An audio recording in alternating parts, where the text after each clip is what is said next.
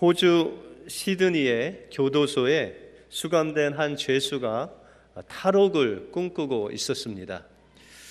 그는 빵 배달하는 차에 몰래 타서 이제 그 감옥을 벗어나려고 탈옥을 하려고 그렇게 마음을 먹었습니다. 그래서 그 교도소에 매번 들어오는 그 빵 배달차를 눈여겨보면서 몇 시 몇 분에 그 차가 오고 언제 나가는 것을 계속 확인을 했습니다. 그래서 어느 날 그 자동차가 그 교도소 안으로 들어오자 그는 몰래 숨어서 그 차 안으로 들어갔습니다. 차 안은 산소가 부족해서 숨이 막힐 정도로 그렇게 답답했고, 그 안에는 너무나 더워서 땀이 그냥 물 흐르듯이 그렇게 흘렀습니다. 그럼에도 불구하고 그는 조금만 기다리면 자기에게 주어질 그 자유와 또한 멋있는 그 나를 바라보면서 꾹 참고 그 차 안에서 있었습니다. 이윽고 차가 멈추고 그는 그 차에서 나와서 그 주위를 살펴보게 되었습니다. 이제는 어떤 구속도 없고 행복하고 즐거운 마음으로 자유를 만끽하기 위해서 주변을 둘러보았는데, 그만 그곳은 자유가 있는 세상이 아니고 그 이웃에 있는 다른 교도소였습니다.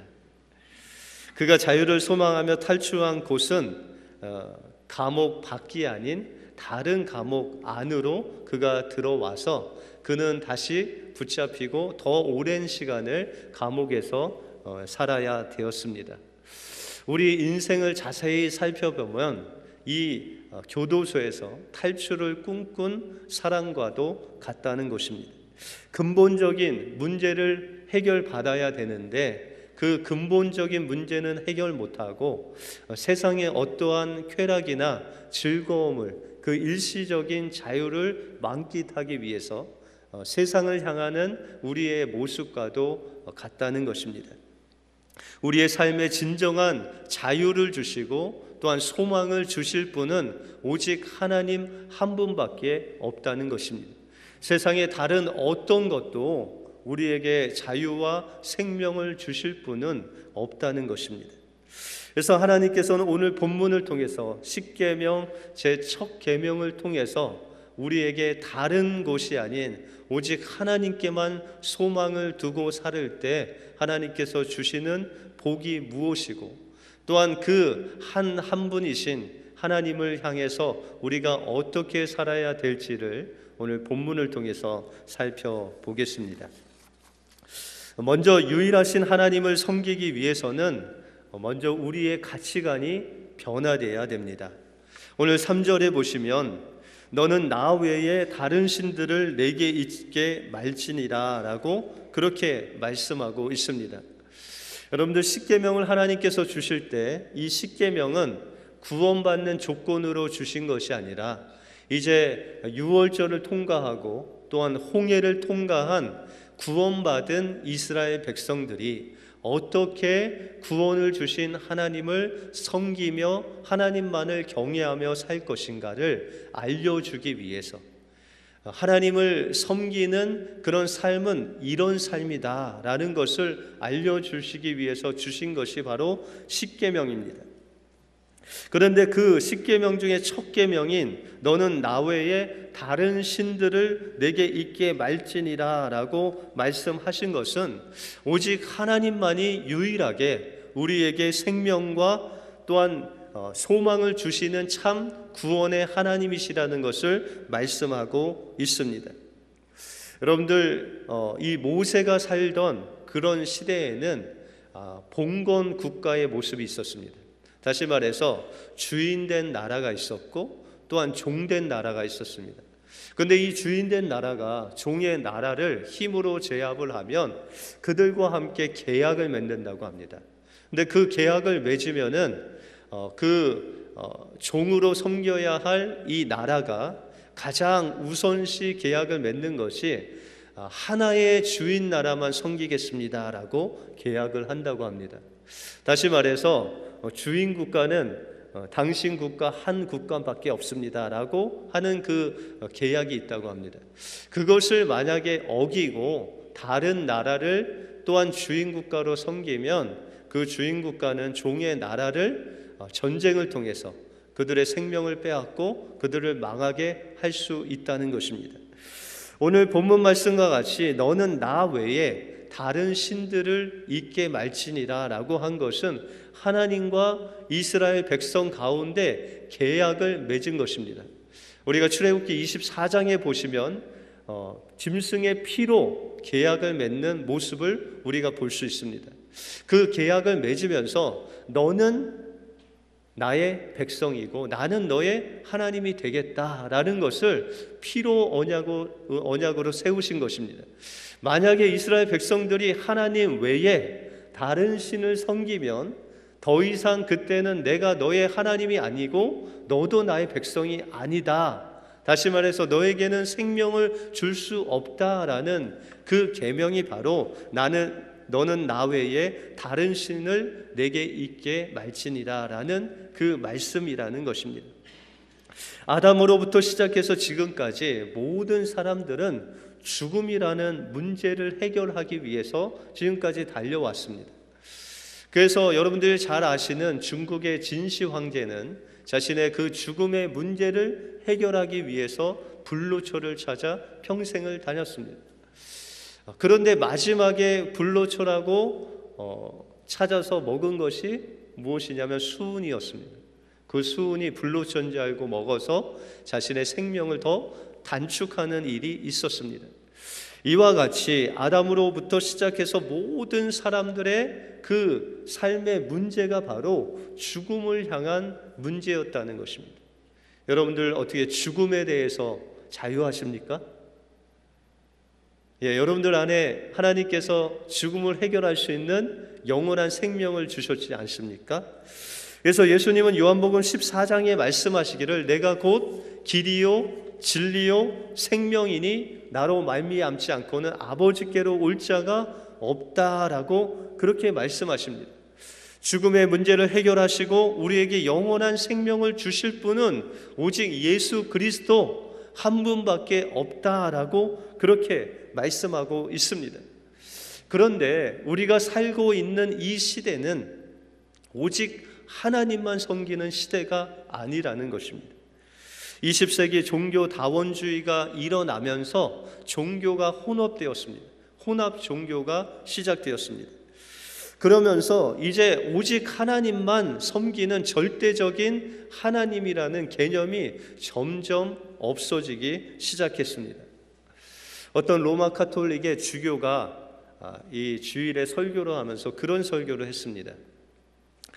천국에 가는 길은 등산을 하는 길과 같다.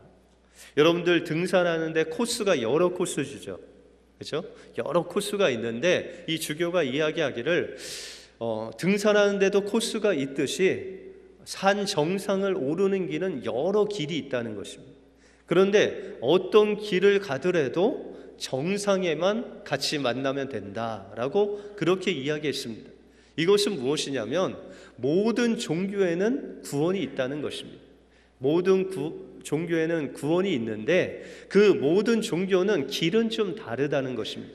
어떤 데는 불교를 믿고 어떤 데는 힌두교를 믿고 어떤 데는 천주교를 믿고 기독교를 믿고 이런 길은 다르지만 그러나 그 마지막은 같다라고 그렇게 이야기하는 것입니다.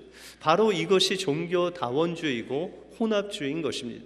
여러분들 다른 종교의 죽음을 극복할 수 있는 그런 생명이 있는 구원이 있는 종교가 있습니까?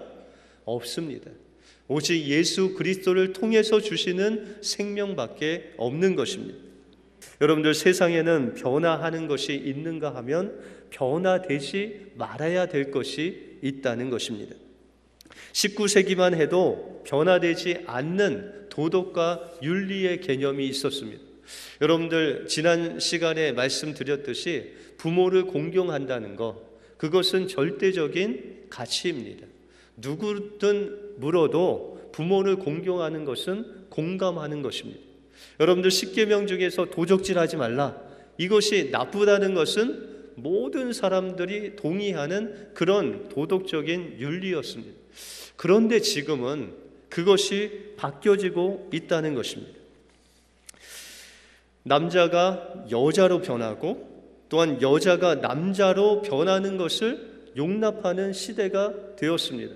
결혼을 안 하고 그냥 사랑만 해도 살아갈 수 있다는 것이 지금 우리가 살고 있는 현대의 모습이라는 것입니다. 여러분들, 현재의 사회는 천하보다도 귀한 그 생명을 돈 몇 푼에 바꾸는 세상이 되었다는 것입니다. 절대적인 윤리보다 개인적인 감정과 가치관이 더 중요한 세상이 되고 말았다는 것입니다.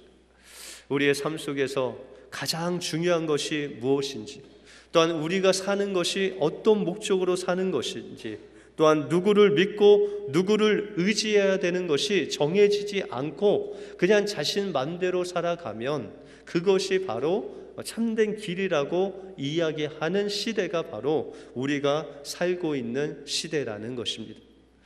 시편에 말씀하시기를 하나님의 말씀은 내 발의 등이요 내 길의 빛이라고 말씀하셨습니다.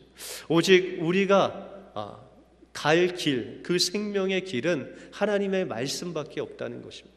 하나님의 말씀만 따라가다 보면 하나님께서 그 길이 좁은 길이고 그 길이 생명의 길로 우리를 인도해 주신다는 것입니다.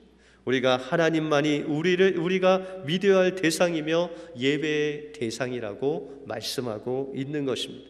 그러므로 이 5월을 맞이하여 가정의 달에 우리의 가정은 온전히 그 하나님만을 섬기며 살아야 됩니다. 우리 자녀들 또한 우리가 믿는 그 하나님만을 온전히 구원의 하나님으로 믿고 나갈 때 하나님께서는 우리에게 향하신 그 엄청난 하늘의 복을 예비해 주신다는 것입니다. 우리 마음에 흩어져 있는 그 마음을 하나님께로 고정하고 하나님만이 우리에게 생명을 주시는 분이시다라는 것을 하나님 앞에 고백하며 나가심으로 하나님께서 약속하신 그 천대의 축복, 천대까지 은혜를 주신다는 하늘의 복을 누리시는 여러분들의 삶이 되시길 바랍니다. 다음으로 유일하신 하나님을 섬기기 위해 하나님 외에 다른 신을 우리에게 두면 되지 않습니다. 주님께서 분명히 우리에게 나 외에는 다른 신을 너에게 두지 말라라고 그렇게 말씀하셨습니다. 종교개혁자 마틴 루터는 이야기하기를 신의 존재라는 것은 지금 내 마음으로 의지하는 것, 그것이 너의 하나님이다 라고 그렇게 이야기했습니다. 여러분들, 요즘 여러분들 마음속에 의지하고 사는 분이 누구십니까? 하나님이십니까? 아니면 자녀입니까? 아니면 남편입니까? 아내입니까? 아니면 여러분들 통장에 있는 돈입니까? 여러분들이 마음속으로 의지하고 있는 그것이 하나님이다 라고 그렇게 이야기하고, 그것이 우리가 믿는 우리를 구원하신 하나님이 아닌 그 모든 것은 다 우상이다 라고 마틴 루터는 이야기하고 있습니다. 인도에는 수많은 신들이 있다고 합니다. 여러분들, 그리스에도 3만 개의 신이 있고 일본에도 8만 신사가 있다고 합니다. 그래서 사도 바울이 전도 여행을 가다가 그 아테네에 도착했을 때 거기 단에 새겨진 신의 이름이 있었습니다. 그 신의 이름은 알지 못하는 신에게라는 신이었습니다. 신은 신인데 그들이 알지 못하는 신을 섬기고 있었다는 것입니다. 그래서 사도 바울이 그들에게 이야기하기를 너희는 알지 못하는 신을 섬기지만 내가 너희들이 알 수 있는 천지를 만드신 하나님을 알려주겠다라고 하고 하나님의 복음을 전하고 그들을 주님께로 인도하게 됩니다. 여러분들, 이 세상에 이렇게 셀 수 없는 신들, 잡신들이 이렇게 많은 것은 우리 인간은 치료 불가능한 종교적인 존재라는 것입니다. 원래 하나님께서 우리를 만드실 때 무엇인가 믿고 의지할 수 있도록 그렇게 지으셨습니다. 그래서 하나님께서 흙으로 사람을 지으신 다음에 생기를 부으시니 불어넣으시니 생명이 됐다고 말씀하고 있습니다. 우리는 하나님을 모시고 사는 그런 존재로 하나님께서 만들어 주셨다는 것입니다. 다시 말해서 하나님께서 내 안에 거하실 때만이 진정한 평화와 안식이 우리 마음속에 있다는 것입니다. 그런데 많은 사람들이 참 하나님이신 하나님을 알지 못하고 다른 것으로 그 마음에 자꾸 채우려고 하니까 그 마음속에 진정한 평안이 없게 되었다는 것입니다. 현대 사회에도 아주 유일한 신이 있습니다. 그 신이 바로 맘몬의 신입니다. 이 맘몬이라는 뜻은 우리가 아람어에서 왔는데 그 단어의 이름은 나는 믿는다라는 뜻입니다. 여러분들 무엇을 믿을까요? 이 맘몬 신은 돈과 물질의 신입니다. 나는 믿긴 믿는데 하나님 아버지를 믿는 것이 아니라 내가 가지고 있는 돈을 믿고 사는 그 신이 바로 맘몬 신이라는 것입니다. 그래서 마태복음 6장 24절에 보시면 너희가 사람이 두 주인을 섬기지 못할지니 하나님을 섬기든지 아니면 재물을 섬겨라 라고 했을 때 그 재물이 바로 맘몬 신이라는 것입니다. 이 맘몬 신이라는 것은 하나님보다 재물을 더 믿고 의지하는 삶입니다. 재물이 돈이 없으면 여러분들 마음에 불안하시죠. 요즘은 그렇지 않은데 캐시를 잘 지폐를 갖고 다니지 않는데 예전에 어르신들 보면 지갑이 조금 두둑해야 마음이 편하셨던 그런 이야기를 듣습니다. 여러분들 어떻게 지갑이 좀 채워져 있습니까? 좀 마음이 좀 든든하십니까? 그런데 여러분들 물질만 있으면 그 물질이 우리를 보호하고 지켜줄 것 같습니다. 그것이 바로 우리가 사는 이 세상의 풍조라는 것입니다. 그래서 한국에는 돈이 없으면 수술도 못 받습니다. 이 말은 여러분들 생명보다 돈이 중요하다는 것입니다. 돈 주지 않으면 수술도 받지 못하고 죽어가는 그 나라가 바로 한국이라는 것입니다. 여러분들 돈이 없으면 가정도 파괴되는 시대가 우리가 살고 있는 이 시대라는 것입니다. 여러분들 1990년 후반에 경제적인 위기가 있을 때 많은 남편들이 그 회사가 부도나고 또한 그렇게 어려움을 당했습니다. 그때 제가 생각하기는 그 식구들이 다 그냥 십시일반 도우면서 그것을 극복하면 됐는데 그것이 용납되지 않았습니다. 그래서 남편들은 회사가 도산되고 명퇴를 당하고 직장을 잃고 어려움을 당했을 때 가정은 파괴되고 이혼을 당하고 또한 스스로 죽음의 길을 선택한 남편들도 있었습니다. 돈이 없으면 못 사는 시대가 되어버리고 말았다는 것입니다. 돈은 우리의 삶 속에 필요한 것이지 그것이 신이 돼서는 안 됩니다. 돈은 하나님께서 우리에게 도구로 주신 것이지 우리의 인생의 목적이 되라고 돈을 주시지 않았다는 것입니다. 그런데 우리의 삶 속에 우리의 인생의 목적이 되어버린 그런 인생이 되었다면 바로 이 돈이 우리의 우상이 된 시대를 우리가 살고 있다는 것입니다. 그러므로 하나님과 우리 사이에 돈이든 무엇이든지 그 안에 있으면 안 되는 것입니다. 하나님께서 우리에게 주신 그 모든 피조물은 하나님을 섬기는 데 사용하라고 우리에게 허락해 주신 것이라는 것입니다. 왕의 재정학교라는 교육이 있는데 그것을 만든 김미진 간사님이 있습니다. 그는 이제 사업을 하면서 어떻게 선교도 열심히 하고 또한 신앙생활을 열심히 했는데 그만 어려움을 당해서 그의 사업이 도산하고 말았습니다. 그래서 큰 몇십억의 그런 빚을 짓고 그 빚 때문에 허덕이는 삶을 살았습니다. 그런데 하나님께서 그에게 은혜를 주셔서 새벽부터 저녁까지 남의 그 일에서 장사를 하고 또한 그런 일을 열심히 한 결과 그는 적자에서 드디어 빚을 다 갚고 이제 흑자로 돌아섰다고 합니다. 그리고 그가 계산해 보니 다 빚을 갚고 남은 돈이 1억 2천만 원이나 됐다고 합니다. 그래서 그는 이 빚을 갚는데 가장 수고를 한 사람이 누군가 했더니 자기 옆에서 늘 기도해 주고 늘 도와주던 남편이 생각이 났다고 합니다. 그래서 선교사인 이 남편에게 그 자랑스럽게 이 아내가 가더니 여보, 내가 빚을 다 갚았는데 1억 2천만 원이 남았습니다. 그래서 내가 당신이 너무 나를 위해서 수고를 했으니 이 돈을 당신에게 주겠습니다. 당신이 원하시는 자동차를 사십시오 라고 그렇게 말했답니다. 선교사님이 1억 2천짜리 그 차를 어떻게 사겠습니까? 그런데 이 선교사님이 그냥 너무 기뻐서 그때 당시에는 딜러로 가지 아니하고 차 카탈로그를 이렇게 구경을 했답니다. 어떤 차를 살까라고 계속 이제 하루 이틀 계속 카탈로그만 본 것입니다.